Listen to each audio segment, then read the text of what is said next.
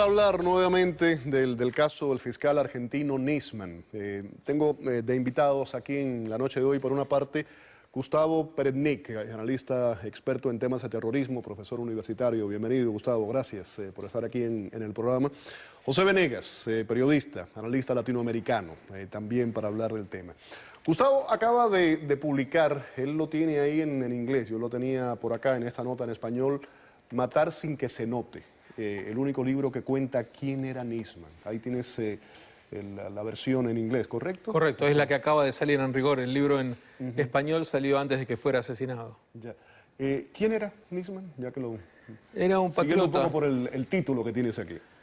Un verdadero patriota, un idealista, una persona que creía que por vía de la justicia podía vencerse al terrorismo y que llevó a la justicia argentina a un pedestal en el que no se encontraba antes, haciendo la protagonista prestigiosa de los foros internacionales más destacados, y que pagó con su vida esta ingenuidad de creer que él, por vía exclusivamente judicial, podía vencer a sus enemigos, las fuerzas más oscuras, que finalmente terminaron matándolo. ¿Por eso muere? Si no hubiera hecho la investigación que hizo, primero denunciando al Estado terrorista iraní, en la segunda etapa mostrando que este Estado terrorista era cabeza de una red internacional del terror que sigue operando hasta hoy en día. Y en la tercera etapa, la más peligrosa, mostrando que el gobierno argentino era cómplice en el blanqueo de los terroristas iraníes, si no hubiera llevado a cabo esta tercera etapa, no habría sido asesinado. ¿Quién mata a Nisman? Para mí el gran responsable de todo eso es la impunidad. Bueno, pero la impunidad es un concepto muy amplio y tú sabes que si lo hiciéramos así no podríamos acusar a nadie finalmente. Llamarlo la impunidad o la injusticia o el caos. Aquí hay personas que obran el mal. En principio sus enemigos. Y el enemigo número uno de Nisman era el Estado de Irán, a quien él denunció y a quien expuso ante la justicia internacional y del que logró que Interpol, nada menos, emitiera alertas rojas para capturar a los cabecillas iraníes que perpetraron el atentado en la Argentina. Pero Irán no actúa solo, tiene células en cada país que ejercen el terror y en la Argentina también. Tiene algún tipo de estas bandas que pululan, como bien dices, con impunidad, que son probablemente las que lo asesinaron. Él denuncia a la presidenta, también al canciller, y el día que va a testificar, el día antes, aparece muerto. ¿Cómo se interpreta esto? Que estas fuerzas del mal previeron que su presentación ante el Congreso argentino del caso contra la presidenta y el canciller iba a generar que la presidenta y el canciller terminaran yendo a la cárcel. Él me lo dijo personalmente. En el último encuentro que tuve con él antes de su asesinato, las palabras que utilizó fue... ¿Qué tiempo antes del asesinato? Un mes. En un café de Buenos Aires, y me dijo, yo lo voy a poner en la cárcel. Yo contesté, Alberto, me parece que estás delirando un poco, es demasiado ambicioso. Y me respondió, mira, si no van a la cárcel van a tener que irse del país, porque las acusaciones contra ellos son excesivas, está todo muy claro, es irrefutable la evidencia que él tenía en sus manos. Entonces aquellos que quieren proteger al régimen en estos momentos son los que se lo quisieron sacar de encima. Ahora, la justicia argentina vuelve a rechazar esa denuncia de Nisman. ¿A qué se debe esto? ¿En qué se basa? La justicia no, hubo un juez que lo rechaza y hubo varios fiscales que lo están apelando. Y un tercero que se pronuncia a favor pero no lo hace públicamente.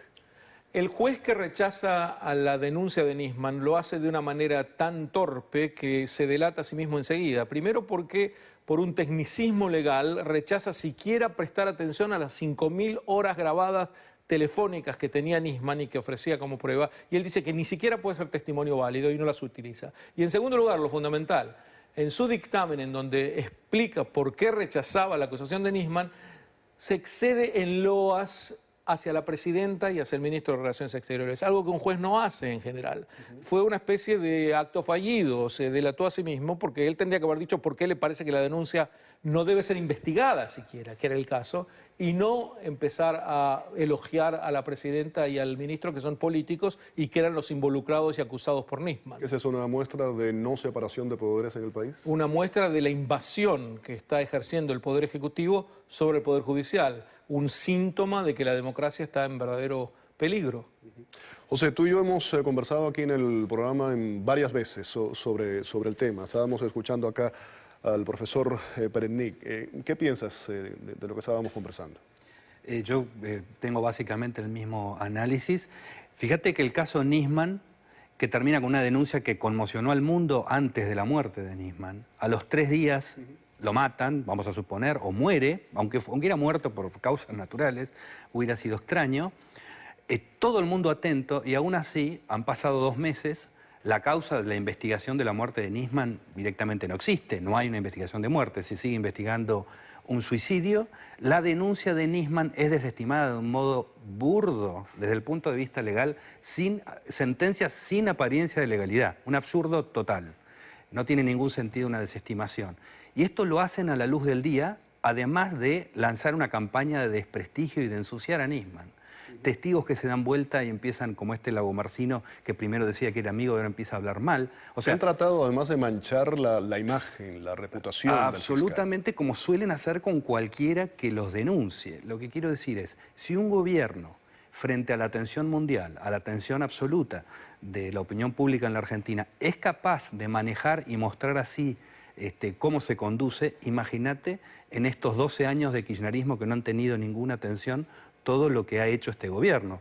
Por eso se ha sentido en capacidad de tener algún tipo de acuerdo sucio con Irán, porque se sienten que son absolutamente intocables y desgraciadamente desde la denuncia de Nisman para acá tengo que decir que los acontecimientos le están dando razón. Si vamos atrás, Gustavo, hay un periodista, profesor que trabajó para el New York Post que tiene una denuncia específicamente en la que dice que el entonces presidente de Irán, Mahmoud Ahmadinejad, en su momento le pidió al entonces presidente Hugo Chávez que intercediera ante el gobierno argentino, dice Argentina, ante el gobierno argentino, para que pudiera obtener tecnología nuclear. ¿Qué puedes ampliar sobre eso? El gobierno iraní obtenía tecnología nuclear hasta que llegó el presidente Menem al poder en 1989 y decidió, para alinearse con Occidente, detener los acuerdos con Irán. Y eso provocó la ira de los ayatolás iraníes y por ende las bombas en la embajada de Israel en Buenos Aires y luego en la comunidad judía, que es el caso AMIA tan conocido que dejó 85 muertos y centenares de heridos. El gobierno argentino nuevo, el de Cristina, intentando blanquear a Irán, tenía como fruto, uno de ellos, era volver a ofrecerle tecnología nuclear. Es una tesis muy plausible y que no apareció solamente en este medio, sino en varios otros. Yo tiendo a creerla. Ahora, Nisman me enseñó que hasta que uno no tiene la prueba irrefutable, no habla sobre el tema, entonces a veces trato de someterme a sus enseñanzas que fueron muy valiosas en mi vida. El caso Nisman, ¿cómo entra en este triángulo que tiene que ver con Irán, Estados Unidos, Argentina? Por supuesto, podemos también meter a Venezuela, ¿no?, en todo esto. Y me refiero al tratado que está por firmarse, que por cierto, hoy Estados Unidos lo postergó por un día más. Entra en el sentido de que el gobierno argentino sintió que el escenario internacional le era propicio para firmar un acuerdo con Irán, porque como Estados Unidos está de vacaciones, y es bien sabido, y las fuerzas del mal se van apoderando de mayor terreno y ejercen una mayor crueldad cada vez, el Estado terrorista de Irán pisa fuerte y frente a un acuerdo que los norteamericanos están por sellar con Irán, que la Unión Europea está por firmar con Irán, los argentinos podían decir, nosotros no vamos a ser los únicos que nos opongamos a Irán. ¿Quiénes somos nosotros? Está dado el escenario internacional para poder blanquear a los terroristas. Y en ese sentido ha influido. Se habla de un antes y un después en Argentina, después el caso, un antes de Nisman y un después del caso Nisman. ¿Qué deja? ¿Qué vacío ha dejado en la población, en la credibilidad, en la transparencia política dentro del país, entre los argentinos? Como bien dice, cuando se cumplió el primer mes de la muerte de Nisman, de su asesinato, casi 500.000 de personas salieron a las calles bajo una lluvia torrencial para rendir homenaje a su memoria y exigir justicia. Una marcha además sin color político. ¿Perdón? Que no era una marcha con color político. Era la marcha del silencio. Era la marcha del silencio convocada por fiscales asustados por la situación.